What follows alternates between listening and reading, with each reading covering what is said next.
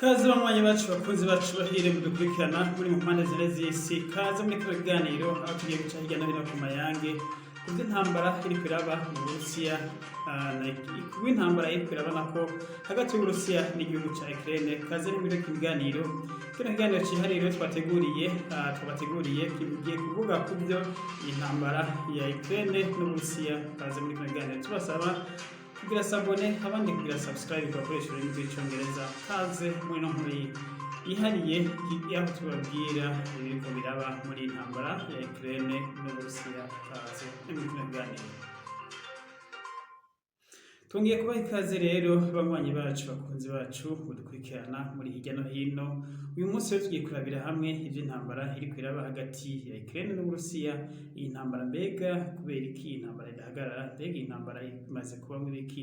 Nibihe bimaze kononekara ku mpande zose muri ino ntambara? Kaze muri kino kiganiro. Kino kiganiro reka tugihere ku biherutse kuba vuba. Ndabizi ko benshi ari vyo mushaka kumva. Ubu rero kuva ku munsi wa Mungu uheze, umunsi w'Imana uheze, Uburusiya bwatanguje igice ca kabiri, twavuga ngo ni igice ca operation ciyi intambara yatanguye imaze imisi nibura. Uno munsi tugeze ku munsi wa 53 iyi ntambara hagati y'Uburusiya na Ukraine ibaye, aho Uburusiya bwatanguje ico bise special operation. Iyi ntambara rero ngo akaba yari yo kurinda akarere ka Donbas region, ariyo ntumbero y'intambara tumwe Uburusiya bwitanguza. Ngo kano gace ka Donbas region benshi ivyo mutakazi ko kano gace kose ubundi gasanzwe kabamwo n'abantu basanzwe bavuga ururimi rw'ikirusiya, ijana ku ijana, mu gihe ibindi bice vya Ukraine nivyo nubwo bavuga ururimi rw'ikirusiya, ariko bobo ntabwo bavuga ijana ku ijana co kimwe n'abarusiya. Ariko rero by'umwihariko abantu bose baba muri kano gace ka Donbas region nako kaba kagizwe n'intara ya Crimea, n'intara ya Mariupol, n'intara ya Luhansk na Donetsk. Aba bose rero bavuga ikirusiya neza ijana ku ijana, bakaba ari nabo bagize uruhare runini cyane gose mu kwiyonkora kuri Soviet Union kw'igihugu ca Ukraine.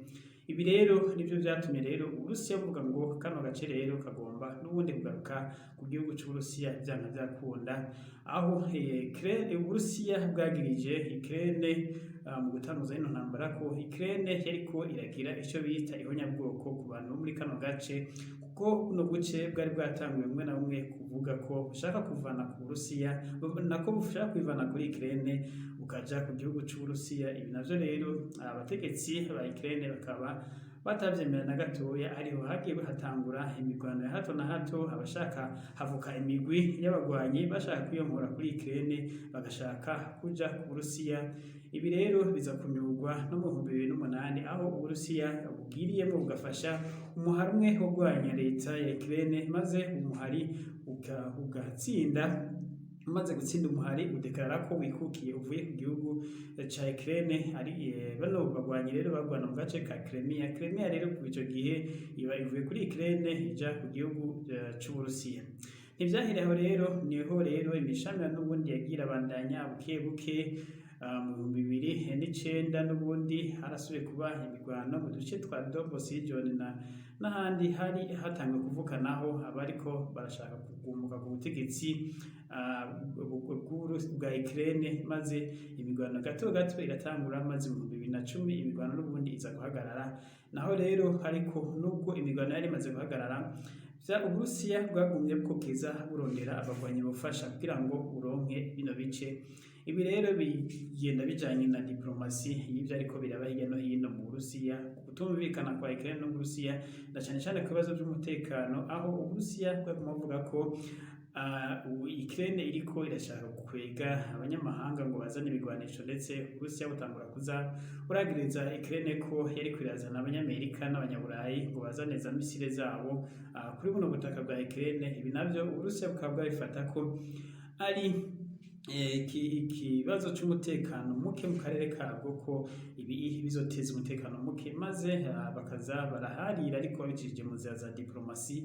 Rero mu 2018 niho vyasubiye kwanka aho Ukraine itanguriye yari itanguriye gusaba kwinjira mu muryango wa NATO.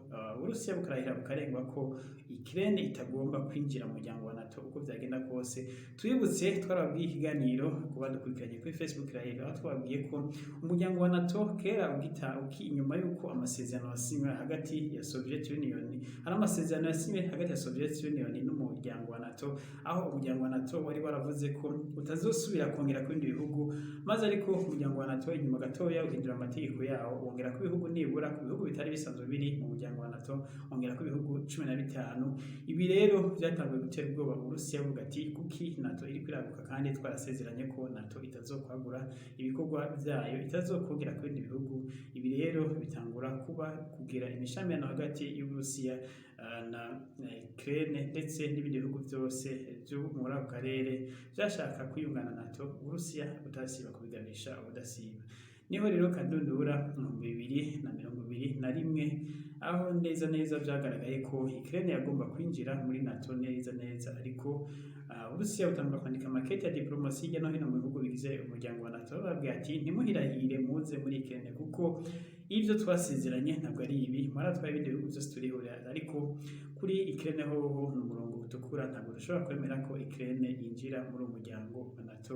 Ariko rero abategetsi ba NATO na cyane abanyamerika bica amatwi. Rero mu 2022 niho neza vyagiye gushuha cyane gose, aho byasa nuko Ukraine isa naho yari isigaje ntabwo ya nyuma kugira ngo yinjire muri umuryango wa NATO.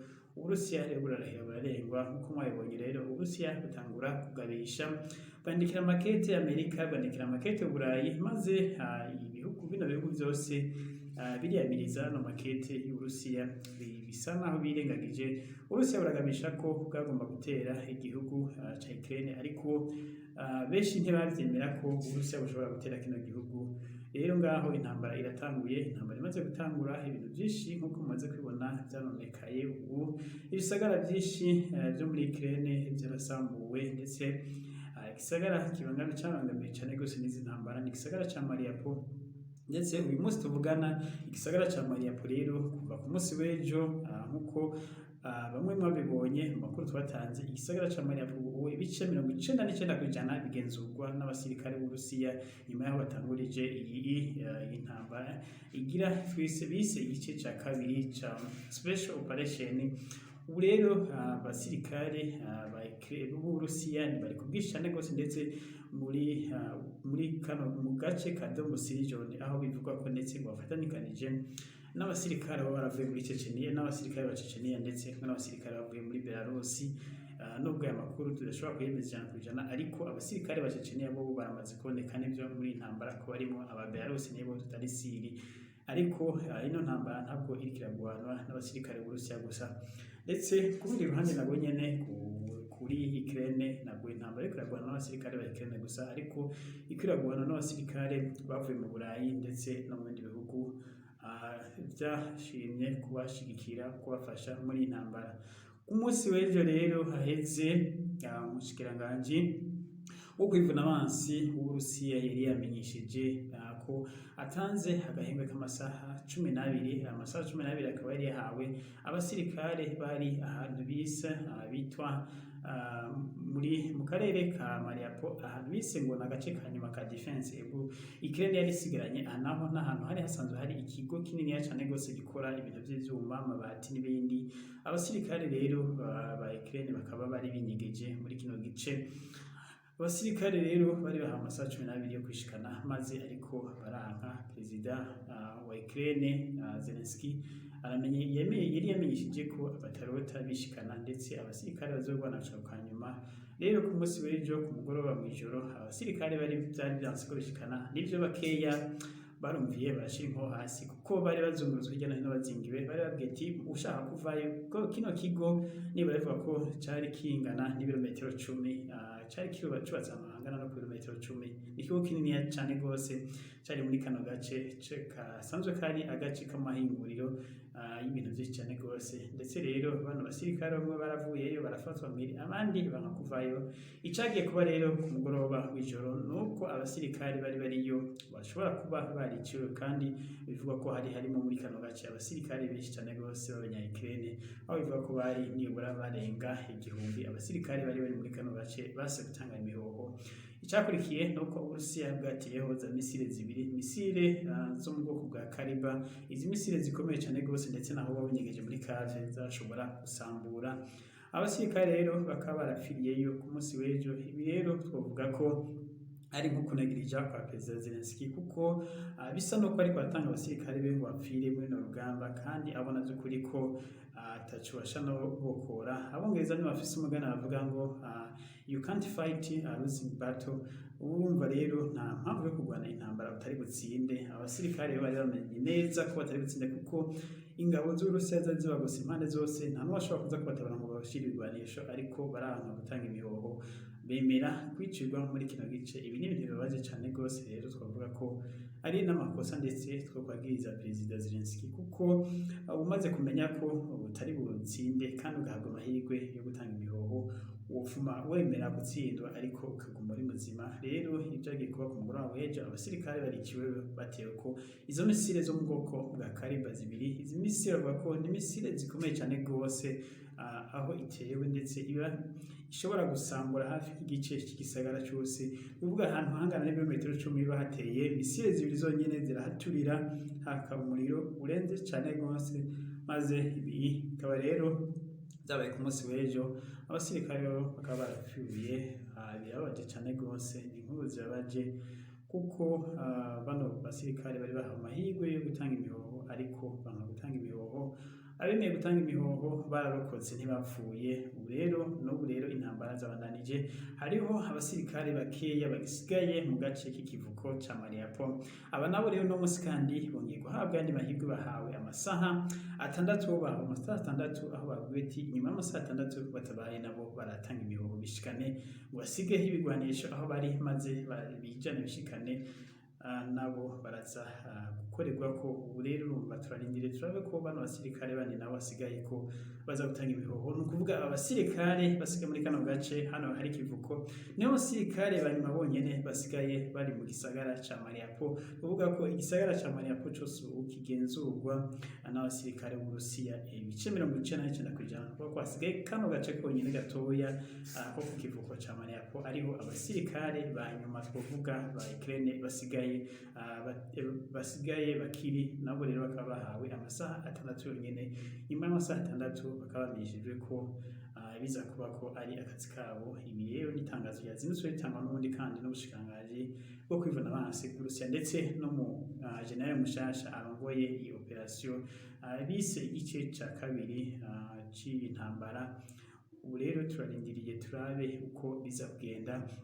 Tugivuga uvyonyene rero abundi mu tundi duce twishi cyane gose intambara zandanije muri kano karere ka Donbas region, aho abivugwa ko igice ca nyuma gisigaye abasirikare ba Ukraine bavuga ati uko biri kose ahandi dushobora kuharekura, niho ariko harabera intambara nyinshi cyane gose. Ikaba bivuga nk'uko vyamenyeshejwe na Perezida Zelensky, yavuze ngo ntibarota n'ubundi batanga imihoho, ntibarota bemera ko agace ka Donbas region gatwarwa n'Uburusiya. Avuga ati ntidushaka na kiri dushaka, ariko ikiri cacu tugomba kukirinda uko byagenda kose, ukiguzi icyo cyose ngo twemera gutakaza agace na kamwe muri Donbas region. Rero nkuko byavuzwe n'abantuzeya n'abaspayi canke iperereza ry'Ubwongereza rivuga ko Rusiya bwazanye abasirikare ibihumbi n'ibihumbi muri kano gace, ko abasirikare b'Urusiya ari benshi cyane gose. Ibi navyo Perezida Zelensky yavuze ati turabizi ko Urusiya bwazanye abasirikare ibihumbi n'ibihumbi, aho ariko Zelensky yavuze ngo ibi ntibidutera ubwoba ngo kuko turi bacu kandi nta handi dufise kuja ngo tugomba kubarwanira. Ariko rero muri zino ntambara Uburusiya bugenda burabwira abasirikare ba Ukraine ko gushira ibigwanisho hasi maze bakaba amahoro. Rero aho banse gushira ibigwanisho hasi niho baterwa. Uburusiya no munsi rero bwateye ibitero, bwakoze ibitero byinshi cyane gose, amaroketi hirya no hino, bukoresheje indege ndetse bukoresheje n'imodoka zitera amamisire, ibyo bita artillery missile launcher, nazo bivuga ngo bamaze gusambura kuri uno munsi wonyine, bamaze kumenyesha ko basambuye ibigo 35 vya gisirikare, ndetse bakaba bavuze ko baturiye n'ibigo vyari biyitswemo ibigwanisho vyavuye muri Amerika n'Uburayi, aho ibigwanisho vyashikiye ko bahaturiye. Ibi rero bavuga ngo bari bamenyeshije bagabishije Amerika n'Uburayi ko ibigwanisho bizozanwa byose bizoba ari bitagete. Tukivuga nyine ibigwanisho rero, hirya y'ejo haheze marabonye ibyabaye Lviv, aho hadutse umuriro mwinshi cyane gose, ndetse abenshi ntimwabibonye kuko igihugu ca Ukraine, abategetsi ba Ukraine bari babujije abamenyesha makuru ko bashoka berekana ivyo ariko biraba muri kino gice, inyuma yaho Uburusiya bwatereye amamisire ku kigo kimwe ci Lviv. Kino kigo rero cari c'amashure, ariko kino kigo Uburusiya bwari bwamenye ko cari kirunzwemwo ibigwanisho vyavuye muri Amerika. Rero kino kigo rero maze kugitera koza misile cadutse umuriro urenze cyane gose, umuriro watwikiriye kino gisagara cyose, ndetse umuriro munini ukaba wadutse ku bikoresho vya gisirikare vyari bisanzwe birimba amabombe yarasanzwe ariyo, n'ibindi bikoresho vya gisirikare vyahiye bituriwe na misile zari zitewe n'indege z'Uburusiya. Rero kikaba byavuze ngo ko cari kigo ca 35 Uburusiya bwari buteye ko, ndetse aho Uburusiya bwari bwavuze ko bwari bwateye ahandi hari imodokari z'igisirikare z'ingwano zishika 35 z'Uburusiya, ndetse ngo hari n'abasirikare 100 Uburusiya bari muri kino kigo, nabo bose nako abasirikare 100 ba Ukraine bari muri kino kigo, nabo bose bakaba barafiriyemo. Rero umuntu yo kwibaza kubera iki bano basirikare ba Ukraine bariko barapfa kuyo nk'ubu. Nibaza ko nubwo Ukraine nivyo igomba kurinda igihugu cyabo, bagomba kurinda wo kwemera guheba igihugu cyiwe gutyo, ariko mu gihe ubona ko utagiye gutsinda urugamba, urashobora kugira tactique ukavuga ati ndabaye ndabihevye, maze bakaja kwitegura. Nibaza ko kubganje abasirikare ba Ukraine bari bakwiye kubanza kuba Uburusiya uzanye umuvuduko ukomeye cyane gose muri tuno duce twa Donbas region. Abasirikare ba Ukraine kubganje numva ko bari bakwiye kubanza kwisubira inyuma, bakisuganya, maze bakaza gutera hanyuma, kuko bariko bapfa kubwishi cyane gose, birabaje cyane gose. Sinzi na munywanyi wowe udukurikirana ubwire muri commentaire ico ubivuze ko, kuko abasirikare b'Uburusiya nubwo nabo ariko barapfa muri ino ntambara, ariko sico kimwe n'abasirikare ba Ukraine bariko barapfa. Ndetse perezida wa Ukraine azamaze kumenyesha ko hamaze gupfa abasirikare kuva intambara itanguye 30,000 aribo bamaze kwasiga ubuzima muri ino rugamba, mu gihe ibitigiri vyigenga vya independent bivuga ko abasirikare bamaze kwapfira bamaze kurenga abo. Perezida nyene Zelensky akaba yamwishije ko abasirikare nabo bamaze gukomerekera ku rugamba ari 10,000 bari mu bitaro hirya no hino bakometse ku rugamba. Ariko rero bikaba bigoye kwemeza ibitigiri vy'ukuri, ariko no mu gisirikare c'Uburusiya naho Uburusiya bumaze kumenyesha ko bumaze kubura abasirikare 8,000 kuri no rugamba, ndetse bukavuga ko n'abandi bashika 9,000 nabo bamaze gukomerekera muri no rugamba. Ibi byose nibitigiri atawushobora kuverifya ngo yemeze by'ukuri ko ariko bimeze, ariko kuko ibitigiri biko bitangazwa n'amareta. Iyi ntambara yakomeye cyane gose, Uburusiya bukaguma bubandanya bumenyesha ko uguha ibigwanisho abasirikare ba Ukraine aricyo kimwe no kubaturira, kuko Uburusiya bamaze kumenyesha ko hazozanwa ibigwanisho hose muri Ukraine buzohatera. Uburusiya rero bukaba buriko burakoresha intelligence ikomeye cyane gose kumenya ahaba haronze habitswe ibigwanisho byose by'abanya Ukraine bakoresha. Bikaba rero muri bino bitero mubona bya hirya no hino amamisire batera ahaba bumvise ko hari ibigwanisho aho Ukraine iba yabitse bino bigwanisho, nuko rero bikobera muri no rugamba rurakomeye cyane gose. Ukraine irota ko ivuga ko itarota imanika amaboko nkuko ibigwa na Perezida Zelensky, avuga ati nta handi dufise ho kuja, kino n'igihugu cacu tugomba. Ariko rero nubwo bagomba kurwanira, nibaza ko jewe kubganje mbona ko bari bakwiye kuja mu biganiro, ariko Perezida Zelensky yamesheje ko nibafata ino ntara ya Mariupol ndetse bagafata n'akarere ka Donbas region muri rusange, bisa no bagomba gufatwa. Yavuze ko ibiganiro atazobisubiramo, kuko avuga ko ibiganiro atacu bizoba bimaze, ntawe ziri kizokurikira ko n'ubundi azokwemera ko zino ntambara zibandanya. intambara rero zabandanije n'ubu ziriko ziraba mu duce twinshi cane gose, aho biboneka ko Uburusiya ubu kubera inyuma yaho ubwato bwabo Moskova buhiriye, ubwato bwari ubwato bukuru cane gose bwatwaye amamiliyoni n'amamiliyoni y'amadolari y'abanyamerika kubakwa. Ubu bwato bw'Uburusiya Ukraine ikaba yariganje ko ariyo yabuturiye. Ibi rero bikaba vyarateye uburakari bukomeye cane gose ingabo z'Uburusiya, aho ibiriko biraba ubu muri Ukraine si vyigeze ndetse vyiyumvirwa n'umwana w'umuntu. Ubu muri Mariupol bivugwa ko bashobora kuhashika, amenyesha ko bashobora kuhashika ko igisagara cose cuzuyemwo imirambo y'abantu bamaze kubipfiramwo, abasirikare canke abatari abasirikare bifatanije n'abasirikare, ko biteye ubwoba cane gose. Amazu menshi ariko araka umuriro hirya no hino, ibikorwa remezo vyose vyarasambuwe n'amamisire, ndetse uravye kino gisagara gisigaye ari nk'ubuyonga gusa, nta kintu kizima kihasigaye kubera amamisire ya hato na hato y'Uburusiya aguma aterwaho n'ayaterwa ndetse na Ukraine, kuko na Ukraine nayo irakoresha amamisire. Ubu rero ikiriko kivuga muri kano gace n'urwamo rw'amasasu gusa, ibibombe, ibiki, ndetse buri kigwanisho cose uzi, yaba ibigwanisho vyavuye mu burengero bw'isi, biva muri Amerika, mu Burayi n'ahandi, biriko birakorera muri kino gihugu. Ndetse kino gihugu intambara iriko irahaba, twovuga ko nta handi hantu higeze habera, ngira ngo intambara yoba iriko irahabera ni nk'intambara yabereye muri Iraq, intambara yakozwe n'Abanyamerika mu gihe bakura Perezida Saddam Hussein ku butegetsi bwa Iraq. Ndetse iyindi ntambara bari yashatse gusa n'intambara yabereye muri Libya, ariko iyo rero kubera irimwo abanyamahanga benshi ku ruhande rwa Ukraine ndetse no ku ruhande rw'Uburusiya, intambara ikomeye cane gose, aho uno munsi turiko turavugana ibintu vyinshi bimaze kononekara. Naho bizi neza intambara ko izorangira, ariko amakuru dufise neza nuko Uburusiya bwateye intambwe cane gose mu gufata ibisagara vyinshi. Twagiye tubereka ibisagara vy'ejo, n'uno munsi bafashe ubusagara bwinshi kandi mu busagara bwa Donbas region, aho yaba abantu zeya abakozi b'iperereza bo mu bihugu vy'Uburayi ndetse Ubwongereza na Amerika bariko bavuga ati Uburusiya buriko buratera intambwe cane gose muri iyo ntambara, aho Uburusiya biboneka ko bwazanye abasirikare benshi cane gose. Iyi minsi yari iheze rero Uburusiya bwari bwagiye kwitegura ino ntambara. Ubu Uburusiya buriko butema butongora ndetse butababarira, aho baza batanga akanya gatoya bavuga ati abashaka gutanga imihoho nibatanga imihoho, udatanze imihoho naho turabasambura. Ubu rero twavuga ko abasirikare aba Ukraine bariko barapfa vy'ukuri, bariko bapfa kutumva kwabo, kuko nibaza ko umaze kubona ko utari gutsinda urugamba, nk'uko twabivuze umugani w'Abongereza uvuga ngo you can't fight a losing battle. Rero nibaza ko bari bakwiye kwiyumvira abasirikare ba Ukraine bahawe amahirwe bakareha kurwana, bofungwa imbohe hakuba mu mvimba w'intambara, kuko inyuma y'intambara gusubira bamaze inyuma y'intambara nubwo Uburusiya bwofata bakiriho bosaba kwiyoganiza bagatera.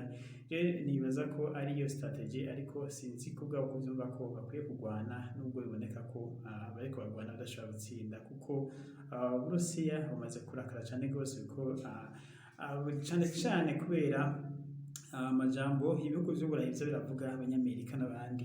Ibyo nivyo bituma ino ntambara ikara cane gose, uburakari bw'Uburusiya bwongerekana, kuko Abanyamerika baja hariya bakavuga mu binyamakuru vyabo ngo Uburusiya bwananiwe, ngo Uburusiya bwatsinzwe n'ino ntambara, ngo Uburusiya ntaco bumaze. Ibi rero vyatumye vyongereza uburakari bw'Uburusiya, kuko naho Uburusiya bwaba bwari gutezura bukareka ino ntambara, Uburusiya amaze kumva ko gasuzuguro buriko buragirirwa ko n'ibihugu vy'Uburayi, ndetse bwaciye butuma Uburusiya bwongereza inguvu nyinshi cane gose, ndetse inguvu zitari ziteguriwe no gukoresha muri kino, aho tuvuga ko aya mamisire ya Caliban missile ariko arakoreshwa muri kino gitero n'amamisire, ndetse Uburusiya nibaza ko utateganya gukoresha muri iyi ntambara. Aya misile rero arakomeye cane gose, ngo bayivuze ni misile zishobora gusambura ndetse gushika no ku metero 500 mu kuzimu aho itewe, kandi imisile itewe mu gace itewemo ishobora gusambura ibintu ku kilometero kwadrato. Ikilometero kwadrato n'uko kingana ari misile imwe yonyene.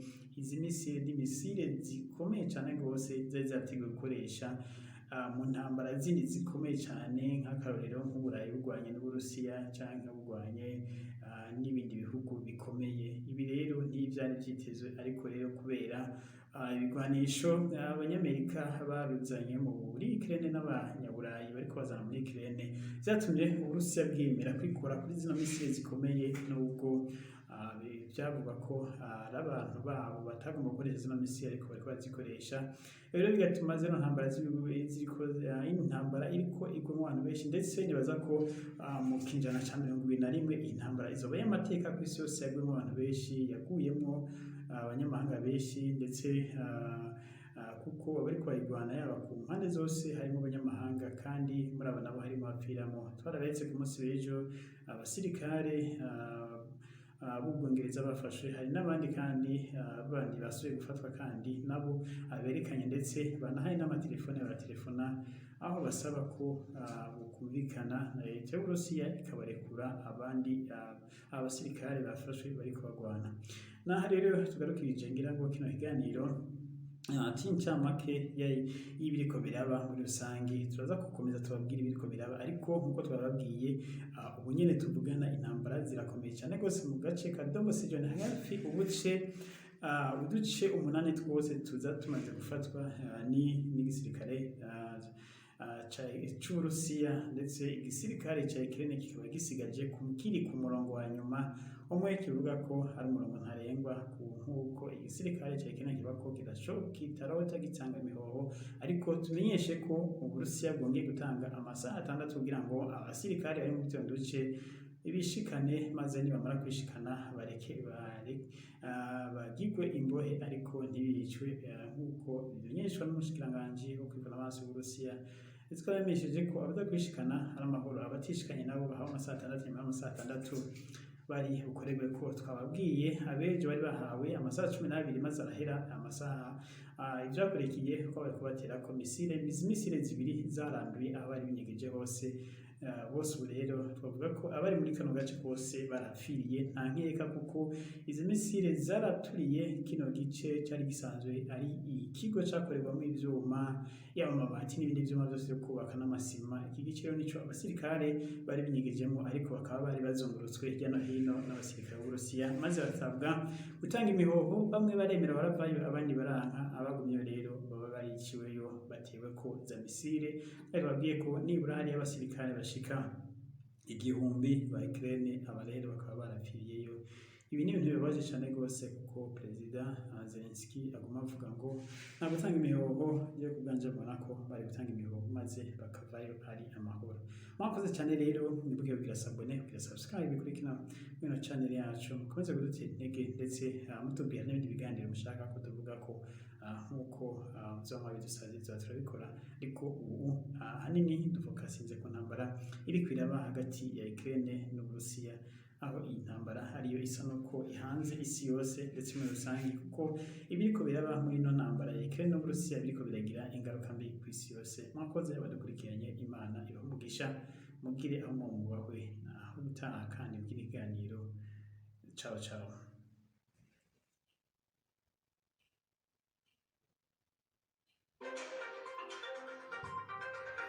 mukibuge kugira sabone cyangwa subscribe mwakoze